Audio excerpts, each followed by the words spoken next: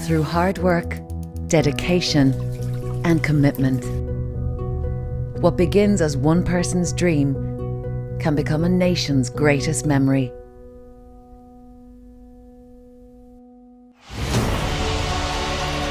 At Indeed, we help people turn their hard work and talent into jobs every day,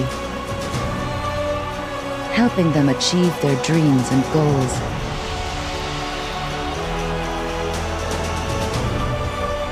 Which is why Indeed is honoured to support Team Ireland on the road to Tokyo 2020, to go over there and get the job done.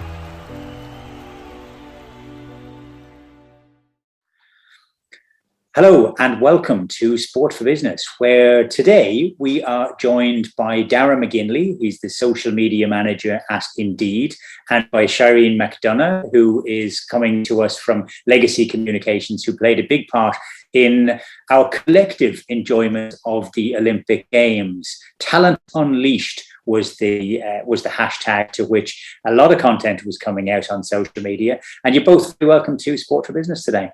Thanks, Rob. Thanks, Rob. Good to see you. Tell me something.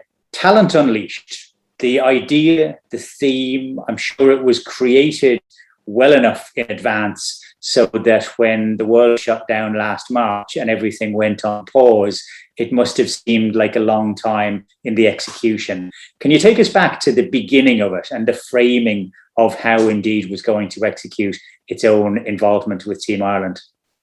Yes, so it would go back to 2019 when we originally partnered up with the OFI and Team Ireland. So to start it off, we were kind of looking at the missions of the two companies. So at Indeed, our mission is to help people get jobs. We're the biggest job site in the world. And our support every day is turning people's hard work and talent into jobs and helping them achieve the goals. And there's a lot of kind of synergies with Olympic athletes and that. So with Team Ireland, we wanted to support and help the whole of the team to do themselves justice on the world stage, unleashing their talent. And essentially, when you marry those two together, that's where the theme of Talent Unleashed was born. And in terms of the visuals and the creativity and the content that was produced, because you wouldn't have had the rights to actually share moments from the Olympics. So how much of a challenge was that? And where did you work with agencies in terms of building out something that was going to look really good? The planning stages were very important from start to finish, and that's where Shireen and all the team at Legacy came in. So as a direct sponsor of the team, but a non-rights holder, as you say, you can't use footage from it and you don't have branding on the ground at the event. But there are ways in which you can use content. So teaming up with someone like Sportsfile gave us access to imagery that worked really well. That helps with your tone of voice, with the visualization of your platforms, particularly Instagram, and particularly when you're celebrating and supporting a team. It's not necessarily all about telling people what Indeed do with every piece of content. At the end of the day, I'm a supporter and Indeed are a supporter of the team, and using that imagery of live events, seeing Paul O'Donovan, Finn McCarthy with the gold medals, or Kelly Harrington, is really, really valuable and visual content. And that worked really well for us. In terms of our own content, we decided we wanted to showcase various athletes unleashing their talent, tell their stories and introduce them to the Irish public as well. They are obviously fantastic athletes in their own right. Sanita Pusvore, double world champion; Reece McClenaghan, Ireland's best gymnast, who medalled at a world championships. So it's about telling their stories and showcasing them and bringing them to a wider audience. So we had access to them at various times throughout the 2 or 3 year period, and we're able to create quite a catalogue of content that we could seed out when the pandemic arrived, so before, during and after that. And how was it working as part of the team, Shireen? Because your remit is to bring the Olympics to life and to attach the glory and the emotion to the brand that you're working with. So where did that begin? Where did that sort of emerge from? Yeah, I suppose it actually emerged from the get-go. And to be fair to Darragh and the full team, and Indeed, this was a completely collaborative process. So it was great to work with them on finding the right sponsorship, but also the right campaign hook, and then the platforms to bring that to life. So everything from like Talent Unleashed through to Career Coach, which would have been part of the activation of the campaign. So we really discussed and debated how we could bring Talent Unleashed to life in the most kind of creatively impactful way, but also something that would work really well for Indeed as a brand, and probably something maybe not discussed an awful lot within the sponsorship sphere, but also employee and internal engagement was a huge objective for Indeed. So finding ways to bring that to life internally as well would have been really important throughout the campaign. We can see on screen some of the treatments and the ways that it did come to life. It was particularly relevant to what you do, as you say, the biggest job site in the world. But the Career Coach idea with Bernard Dunn featuring in that, and then the CVs as part of the content as well, all highly relevant as well. How much of it were you able to have prepared long in advance with a cool head?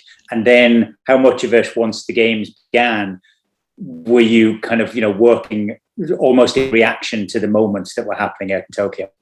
I think an important part of any sponsorship is meaningfully making a difference to, be it the team, the organization, or in this case, the athletes. So with the athletes here, we started the Career Coach program. So essentially when you're an athlete, all you associate as being is an athlete. When you retire, what are you then, and what do you identify as? As we saw for the last 2 weeks, the world was watching these athletes, but now they're not. So the transition from athlete to the next stage of their life can be a daunting one. And it's a world the majority haven't experienced. So the Career Coach program, essentially we launched it to help athletes identify their transferable skills, of which there are a huge amount into working life, and how we can help them then with the next stage of their career. So when the pandemic hit, we paused what we were doing externally, but we ramped up what we were doing internally in terms of dealing directly with the athletes. So if you bear in mind, this is the biggest team of athletes that Team Ireland have ever sent to Olympics, and we've had 100 of them go through the Career Coach program preparing for life after sport. So overall, that worked really, really well for us. And there'd be a real long-term legacy coming out of that as well for those who either choose to hang up their boots or their oars or whatever it is now, and long into the future as well. You also kind of went big as well, Shireen. We spoke before the Olympics about the excitement about the murals and the fact that you were painting Sunita and Natalia and others like in very big fashion in locations around the country. What was that like, trying to bring that to life? Yes, it was a challenge in terms of COVID, and also just the lack of footfall in our traditionally speaking high footfall areas would have been a challenge. But to be honest with the murals, whilst we did want to bring Talent Unleashed to life in a completely omni-channel and a really, really creative way, I don't think the murals were, an absolute must-have as part of the media mix. And to be honest, one of the really nice things about this campaign was actually showing genuine support for Team Ireland and the athletes. So that's the role that the murals really played. I suppose it gave the athletes, their family, friends and communities an opportunity and a way to get involved and show their support. So if they wanted to drop down to the murals to take a photo, great, but definitely the athletes were, I suppose, highly visible and in an impactful way in their local areas. And then I suppose because the formats were so visual, that ultimately did lend itself well to getting coverage on social. The public were happy to cover it on social, but even more so, the athletes themselves were so proud of the pieces. They were sharing it on social. I think Natalia and Sunita have both been to visit their mural so far, and Reese intends to visit in the next few weeks. So yeah, it was great to get them over the line. You've mentioned the three key ambassadors that you had on board with it. We had a really nice piece with Jackie Hurley now that she's back home from the rooftop in Tokyo, and I wouldn't allow her the medals as being her highlights, but when I asked her what the moments that stood out, she said it was the emotion of the disappointments, and each of Reese, Natalia and Sunita provided those moments of pure human emotion of bad luck, of things that just didn't go the right way. Is that something that you felt that you were able to give support to in a kind of a sensitive way in terms of the social media? Because it's easy to pump the air and with your fists when you win, but it's much harder to get the tone right when you've lost, as it was the case with the three. I think any type of social media content, particularly when you're relying on organic, there's a couple of boxes you need to tick. Is it informative? Is it engaging? Is it emotive? And emotive can tick a lot of various boxes. It can be pride when you see the scenes on Portland Row when Kelly Harrington comes back. It can be sadness when you see Natalia Coyle's interview post-event. It can be determination when you see Rhys McClenaghan and how he's already eyeing up 2024. So I think with the content, again, it's about a mixture of both. So with the hero videos we did, we're telling the backstories and the struggles and the personal issues that certain athletes have had which are barriers to them unleashing their talent. But then when you see things like the murals, the reaction we got to that, we had 300 or 400 tags of people taking pictures at it unprompted, showing that they were delighted to see a minority sport like fencing in Temple Bar, that the gymnastics along Camden Row.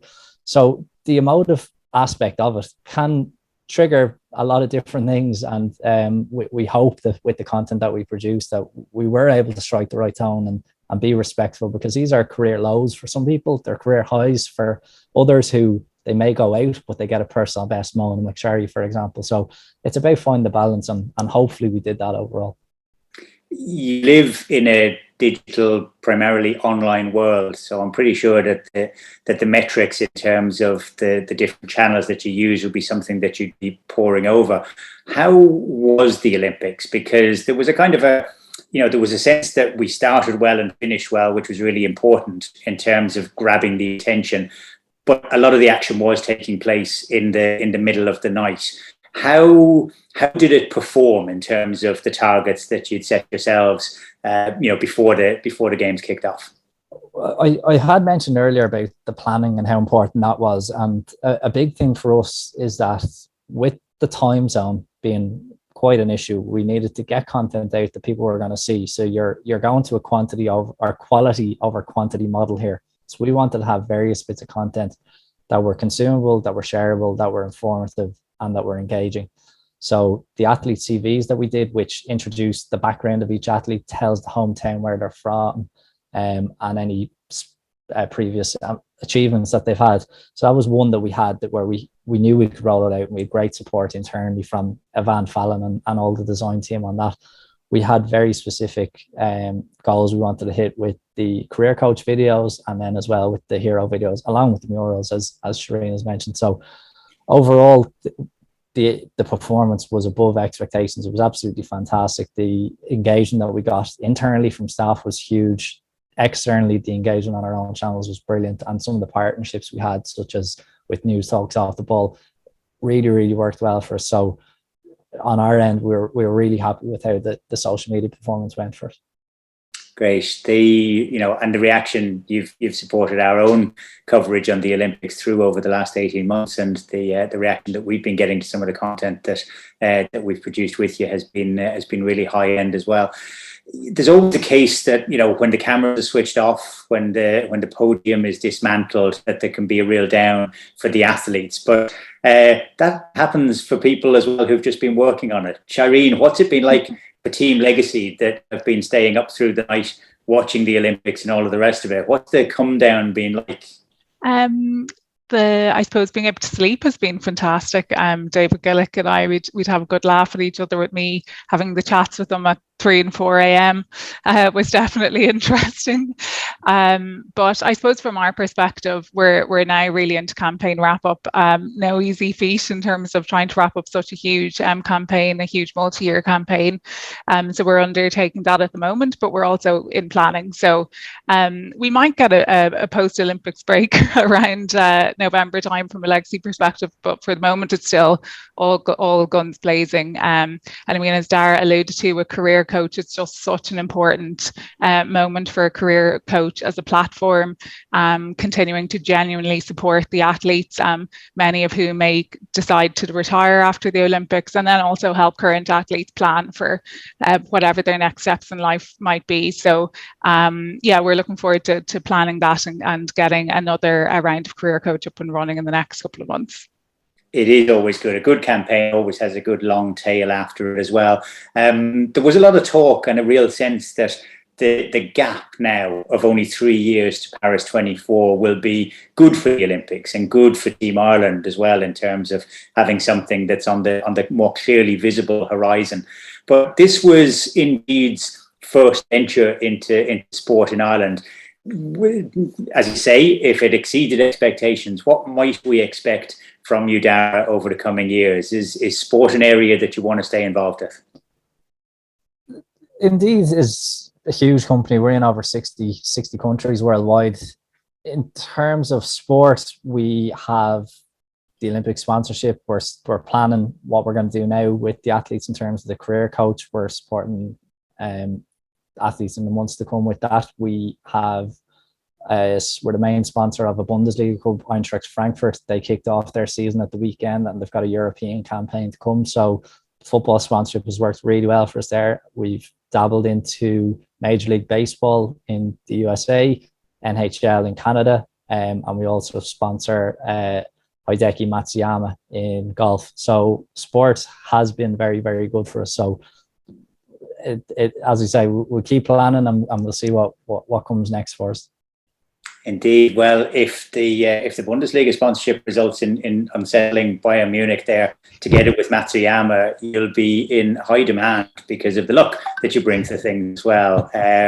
You were part of Team Ireland, helping to produce 4 medals in a really good and meaningful, but also a very stylish way. So congratulations on that. And thanks to you both for taking the time to share with us this morning. Shireen McDonagh from Legacy Communications and Darragh McGinley from Indeed. Thanks, Rob. Thanks, Rob.